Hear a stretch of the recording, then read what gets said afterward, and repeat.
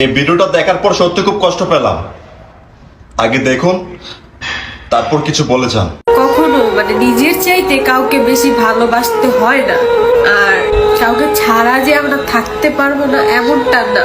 আমি মনে করি একটা সম্পর্কে দুইজনের এফোর্ট দিতে হয়, টান থাকতে হয়, কিছু না সম্ভব, কিন্তু একটু খারাপ লাগবে। আমার এফোর্ট দিছি, লয়াল ছিলাম, চাইছি, কিন্তু আমি মনে করি একটা মানুষ যদি না চায় তাকে আর বিরক্ত করতে হয় না, এফোর্টটা থাকে না।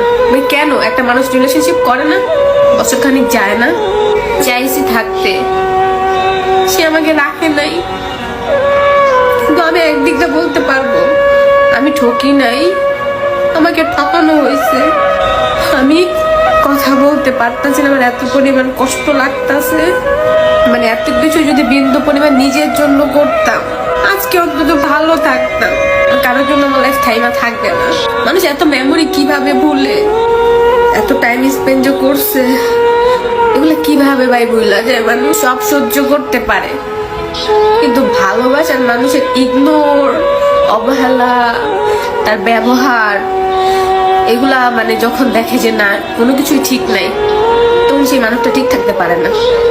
ট্রাই করার পরে, তারে রাখতে যাওয়ার পরেও আমি পারি নাই তারে রাখতে, ধরে রাখতে। ব্যর্থতা ছিল, নয়তো তার ব্যর্থতা ছিল।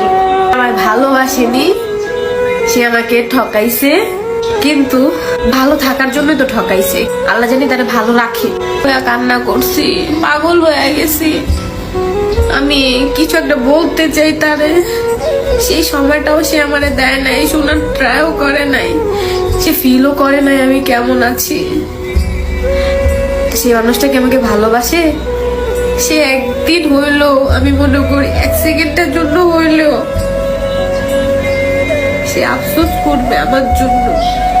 আকাশের দিকে তাকাইয়া বড় বড় নিঃশ্বাস ছাড়ছি যে কার জন্য আজকে আমি এই জায়গায় আসছি, কার সাথে থাকতে চাইছি, কার জন্য ফ্যামিলির সাথে লড়তাছি, কার জন্য এত কিছু করতেছি। এট লাস্ট সে মানুষটাই বুঝিয়ে দিল দুনিয়াতে কেউ কারোর জন্য না। লাস্ট এই পর্যন্ত আইসা আঘাতটা অনেক অনেক অনেক বেশি ছিল, আর নিতে পারতাছিলাম না ভাই, দম বন্ধ হয়ে যেতেছিল। যে আমারে ছাড়া একা ভালো থাকতে চায়, তার একাই থাকতে দেওয়া ভালো। মনে করি যে আমাকে পায়া হারাইলো, সে জীবনে ভালোবাসাই পাইলো না। লেখা নাই সেটা কেনই বা আল্লাহ কপালে দেয়। একদিন সে মানুষটাও আফসোস করবো, দেখো কারো কাছ থেকে আঘাত পায়